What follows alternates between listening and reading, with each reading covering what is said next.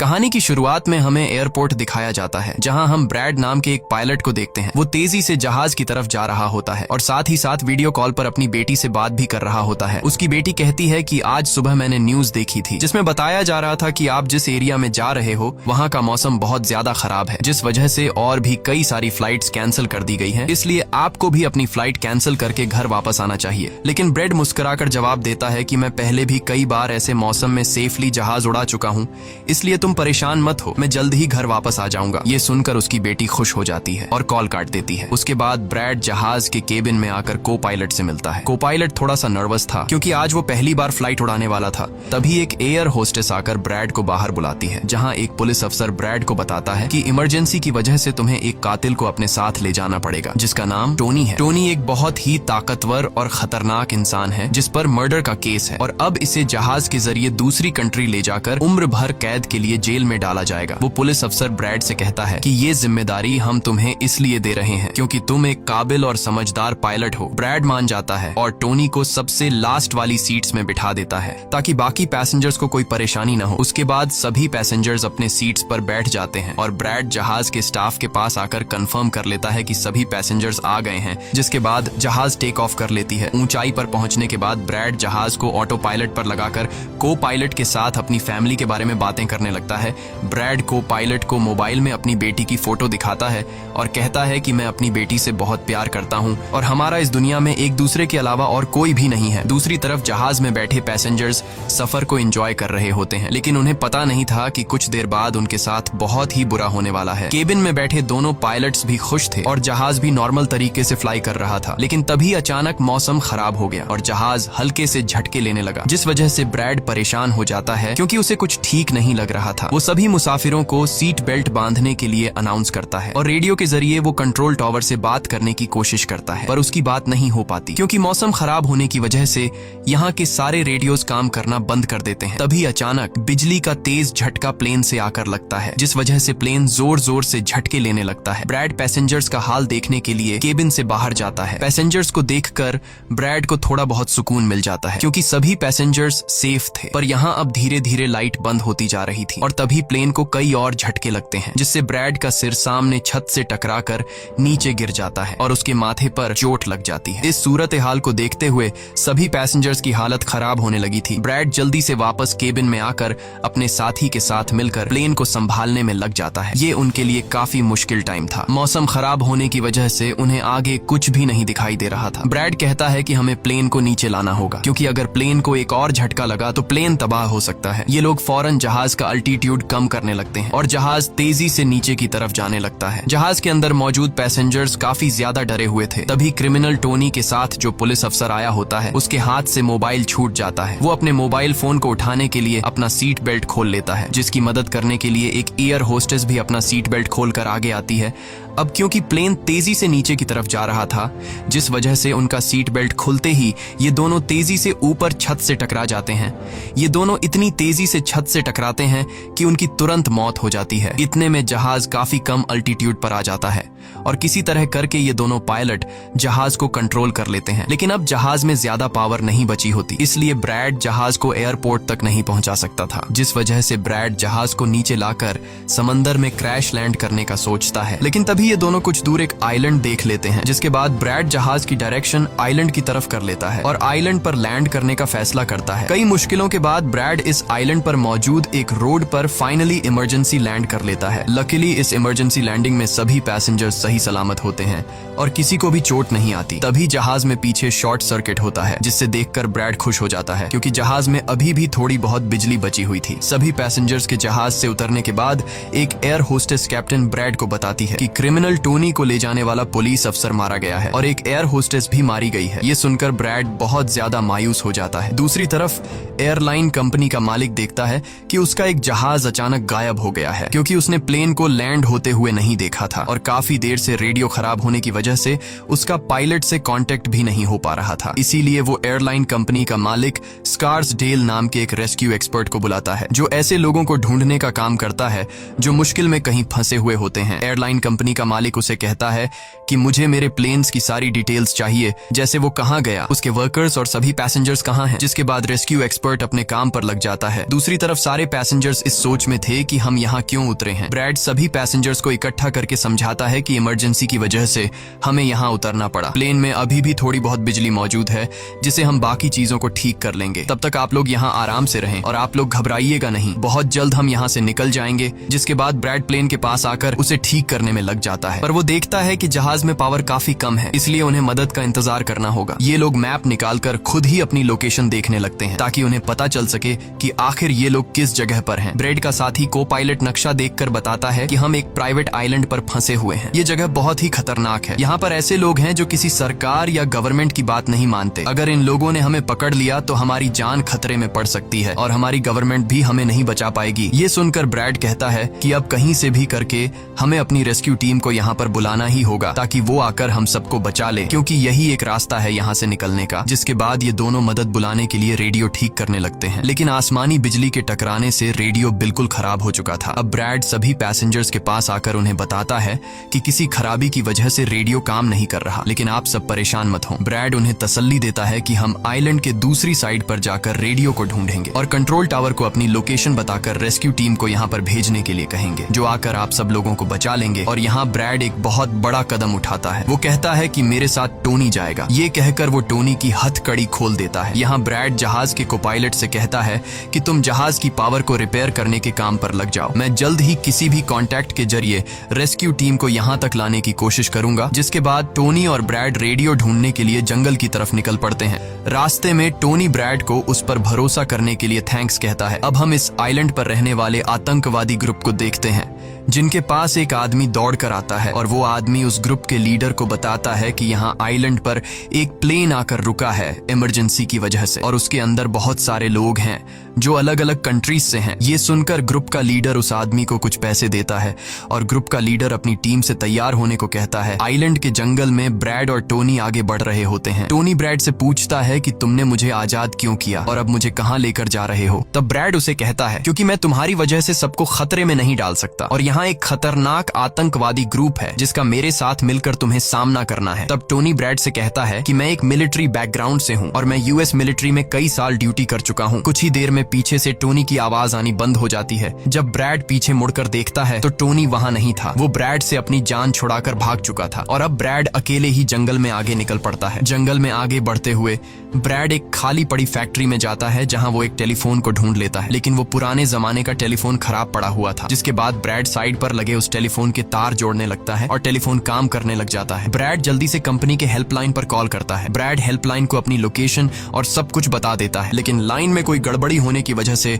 सामने वाले इंसान तक उसकी आवाज ठीक से नहीं पहुंच रही होती, जिस वजह से हेल्पलाइन वाले ब्रैड की कॉल काट लेते हैं। तब ब्रैड को एक आइडिया आता है। वो अपनी बेटी को कॉल करता है और उसे अपनी लोकेशन और बाकी सारी चीजें एक पेपर पर लिखकर उसके ऑफिस तक पहुंचाने को कहता है। तभी बातचीत के दौरान पीछे से एक आदमी आकर ब्रैड पर हमला कर देता है, लेकिन ब्रैड उसे काफी मुश्किल से काबू कर लेता है और उस आदमी को मार मार कर बेहोश कर देता है। तभी ब्रैड को महसूस होता है कि एक और आदमी इस कमरे में आ रहा है, इसीलिए जल्दी से वो छिप जाता है। पर वो आदमी कोई और नहीं बल्कि टोनी था, जिसने बहुत सारे गुंडों को मारकर उनके हथियार ले लिए थे। और वो ब्रैड को आवाज देता है कि डरो मत, बाहर निकलो। फिर जब ब्रैड सामने आता है तो टोनी ब्रैड को एक बंदूक पकड़ा देता है उसकी हिफाजत के लिए। उसके बाद ये दोनों जब फैक्ट्री के नीचे वाले फ्लोर में आते हैं तो यहाँ उन्हें एक कैमरा मिलता है, कैमरा की रिकॉर्डिंग और वहाँ पड़े पासपोर्ट से इन्हें पता चलता है कि इस आइलैंड पर रहने वाले आतंकवादी लोगों को किडनैप करके उनकी फैमिली से काफी बड़ी रकम की डिमांड करते हैं। और जब किडनैप किए हुए बंदे की फैमिली की तरफ से उन्हें पैसे मिल भी जाते हैं तब भी ये लोग उसे छोड़ने के बजाय मार देते हैं। ये देखकर ब्रैड समझ जाता है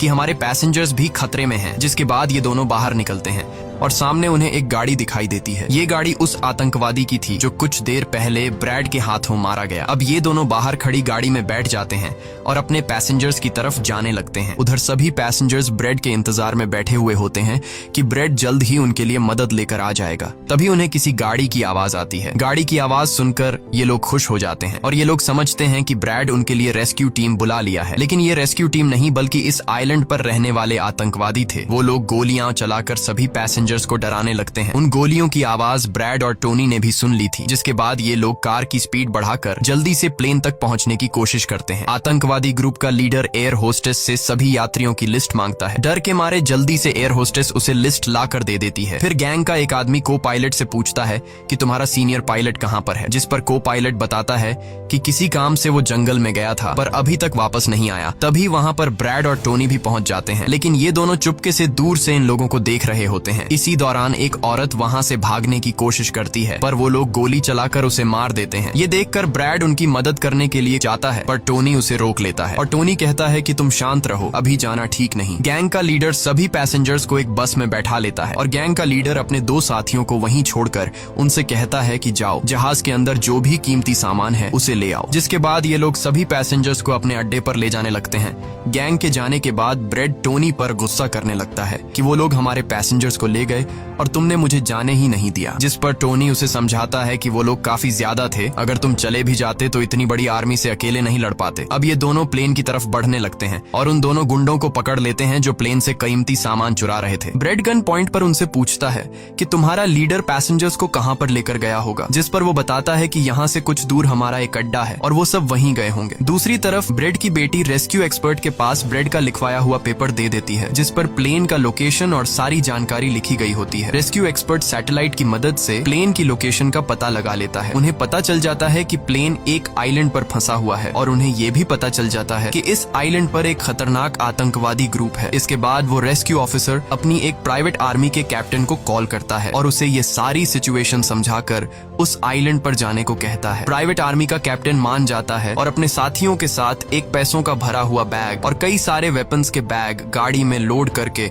उस आइलैंड पर जाने के लिए रेडी हो जाते हैं। दूसरी तरफ ब्रेड देखता है कि उन आतंकवादियों के ले जाने से पहले जहाज के को पायलट ने जहाज का पावर सिस्टम रिपेयर कर लिया था और ब्रेड देखता है कि जहाज में पावर वापस आ गई है, जिसे देखकर वो बहुत खुश हो जाता है। अब ब्रेड आने वाले प्राइवेट आर्मी टीम के लिए अपनी यूनिफॉर्म पर एक मैसेज लिखकर छोड़ देता है और टोनी के साथ उस जगह पर निकल पड़ता है जहां गैंग वाले प्लेन के सभी पैसेंजर्स ले गए थे। जंगल के रास्ते से होते हुए ये दोनों उन आतंकवादियों के अड्डे पर पहुंच जाते हैं और ये दोनों गाड़ी से निकलकर चुपके से उस जगह में घुस जाते हैं जहां वो सारे गुंडे पैसेंजर्स को डराकर उनकी वीडियोस बना रहे थे ताकि ये वीडियोस इनकी फैमिली को भेजकर उनसे पैसे वसूल सकें। दूसरी तरफ रेस्क्यू एक्सपर्ट की तरफ से भेजी गई प्राइवेट टीम भी प्लेन के पास पहुंच जाती है, पर उन्हें वहां जब कोई नहीं मिलता तो टीम का लीडर प्लेन के अंदर जाकर चेक करता है जहां उन्हें 2 लोगों की लाशें मिलती हैं। ये वो 2 लोग थे जिन्हें गैंग के लीडर ने प्लेन में से सारा कीमती सामान चुराने का कहा था, लेकिन ब्रेड ने उन दोनों को मार दिया। प्राइवेट टीम के कैप्टन को ब्रेड का छोड़ा हुआ मैसेज भी मिलता है जो उस आतंकवादी गैंग के अड्डे तक आने का रास्ता था। आतंकवादियों के अड्डे पर टोनी और ब्रेड चुपके से उन पर नजर रखे हुए थे और जैसे ही उन्हें मौका मिलता है ये दोनों चुपके से पीछे से आकर 2 आतंकवादियों को मार देते हैं। फिर ये दोनों चुपके से आगे बढ़ते हैं और एक कमरे के बाहर जा पहुंचते हैं। इस कमरे के अंदर सभी पैसेंजर्स को कैद करके रखा गया था। अब ब्रेड इन लोगों को छुड़ाना तो चाहता था, पर वहाँ बहुत सारे गार्ड्स पहरा दे रहे थे और ब्रेड के पास दरवाजे का ताला खोलने की चाबी भी नहीं थी। इसके बाद ये दोनों एक एक करके उन गार्ड्स को मार गिराते हैं और टोनी तो हथौड़ा उठाकर कई सारे गार्ड्स को हथौड़े से मार देता है। यहाँ ब्रेड एक गार्ड से चाबी लेकर उन पैसेंजर्स को कमरे से आजाद कर देता है। वो उनसे कहता है कि जल्दी से उसी बस में बैठ जाओ जिसमें तुम सबको आतंकवादियों ने यहाँ लाया था, और वो सभी जल्दी से उस बस में जाकर बैठ जाते हैं। तभी टोनी ब्रेड के पास आकर बताता है कि यहाँ से गाड़ी के जरिए बाहर निकलने का सिर्फ एक ही रास्ता है, मगर वहाँ कई सारे गुंडे बंदूक लिए खड़े हैं जो हमें देखते ही हम पर गोलियां बरसाना शुरू कर देंगे। जब ब्रेड पैसेंजर्स की तरफ देखता है तो वो सभी बहुत ज्यादा डरे हुए होते हैं। अब यहाँ ब्रेड अपनी जान को खतरे में डालते हुए एक फैसला करता है और टोनी से कहता है कि मैं वहाँ पर मौजूद सभी आतंकवादियों का ध्यान भटकाऊंगा और तुम मौके का फायदा उठाते हुए सभी पैसेंजर्स को यहाँ से ले जाना। अब पहले तो टोनी ब्रेड को ऐसा करने से मना करता है।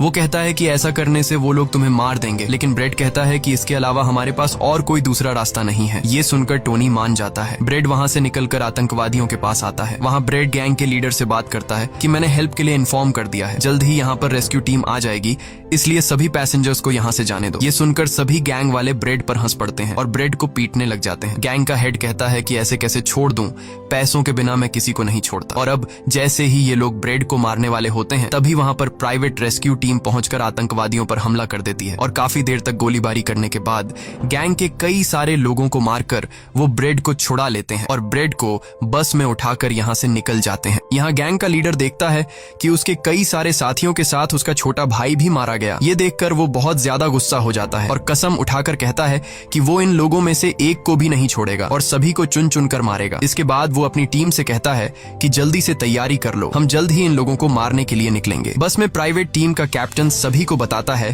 कि हम बस 5 लोगों की छोटी सी एक प्राइवेट टीम है जो बस तुम्हें यहाँ बचाने के मिशन पर आए हैं और हम कोई रेस्क्यू टीम नहीं है। रेस्क्यू टीम को यहाँ आने में कुछ टाइम और लगेगा। ये सुनकर ब्रेड घबरा जाता है और कहता है कि हमारे पास टाइम नहीं है क्योंकि गैंग वाले जल्द ही हमारे पीछे आएंगे और हमें देखते ही मार डालेंगे। पर मेरे पास एक आइडिया है। जहाज के पास पहुंचते ही ब्रेड सभी पैसेंजर्स से कहता है कि जहाज में पावर वापस आ चुकी है, यानी अब जहाज स्टार्ट हो जाएगा और हम लोग फौरन यहाँ से निकल जाएंगे। इसलिए आप सब लोग जल्दी से जहाज में बैठ जाओ क्योंकि हम रेस्क्यू टीम का इंतजार नहीं कर सकते। उन्हें यहाँ आने में वक्त लगेगा और अगर हम यहाँ रुके तो उन आतंकवादियों के हाथों मारे जाएंगे। ये सुनकर सारे लोग प्लेन में बैठ जाते हैं जबकि ब्रेड प्लेन की तमाम चेकिंग करने में लग जाता है और प्राइवेट टीम के लोग पहले से आने वाले खतरे के लिए तैयार बैठ जाते हैं। तभी अचानक वो आतंकवादी ग्रुप आकर उन पर हमला कर देता है, जिन्हें देखकर प्राइवेट टीम उन्हें रोकने में लग जाती है और यहाँ दोनों तरफ से काफी गोलीबारी होती है। पर इस प्राइवेट टीम के पास काफी अच्छी गन्स थी, जिस वजह से वो बहुत सारे गुंडों को मार देते हैं। ब्रेड जल्दी से प्राइवेट टीम के लीडर को बताता है कि मैं अगले 5 मिनट बाद जहाज को स्टार्ट करने वाला हूँ और तुम सब भी जल्दी से जहाज में चढ़ जाना। इसके बाद ब्रेड टोनी के पास जाता है और उसका शुक्रिया अदा करता है कि तुमने मेरे इतने मुश्किल वक्त में साथ दिया। ब्रेड खुद को गोलियों से बचाते हुए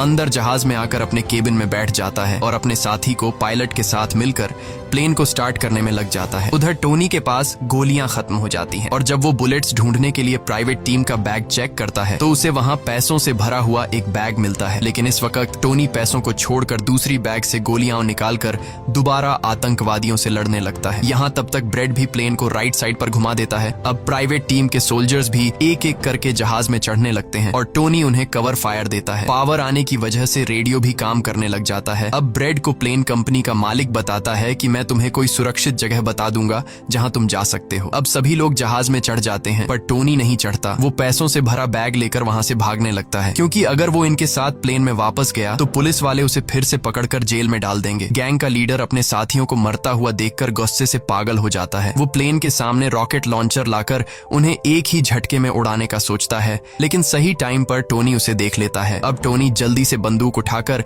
उसे शूट करके मार देता है और सभी लोगों की जान बचा लेता है। ये देखकर ब्रेड टोनी के इस काम से बहुत खुश हो जाता है और ब्रेड अपनी पूरी ताकत लगाकर प्लेन उड़ाने में कामयाब हो ही जाता है। ये देखकर टोनी सभी पैसेंजर्स और ब्रेड के लिए खुश होता है और पैसों का भरा हुआ बैग लेकर जंगल की तरफ भाग जाता है। ब्रेड जहाज को इस आइलैंड से दूर ले जाता है और जहाज का मालिक उसे एक एयरपोर्ट के बारे में बताता है जहां ये लोग जा सकते थे, जो अब इनके काफी करीब था। ब्रेड एयरलाइन कंपनी के मालिक की बताई हुई जगह की तरफ जहाज को ले जाता है, लेकिन तभी एक बार फिर जहाज के इंजन में आग लग जाती है और जहाज तबाह होने लगता है। इसलिए ब्रेड दोबारा से इमरजेंसी वार्निंग ऑन करता है और धीरे धीरे जहाज को नीचे रनवे पर लाने की कोशिश करता है। फाइनली बड़ी मुश्किल के बाद ब्रेड जहाज को रनवे पर उतार देता है और सब लोगों की जान बच जाती है। ब्रेड और उसका साथी को पायलट काफी खुश हो जाते हैं। उधर प्लेन कंपनी का मालिक और उसकी टीम भी बेहद खुश थी। अब ब्रेड पैसेंजर्स का हाल देखने के लिए पीछे जाता है तो वो देखता है कि सभी पैसेंजर्स सेफ हैं और ये देखकर उसके दिल को सुकून मिल जाता है। वहाँ खड़े सभी पैसेंजर्स ब्रेड के लिए तालियां बजाने लगते हैं और ब्रेड का शुक्रिया अदा करते हैं। कुछ ही देर में वहाँ उनके लिए रेस्क्यू टीम भी आ जाती है, जिसे देखकर सभी पैसेंजर्स खुश हो जाते हैं। यहाँ ब्रेड सभी पैसेंजर्स को रेस्क्यू टीम के साथ भेज देता है और कैप्टन फाइनली सुकून की सांस लेते हुए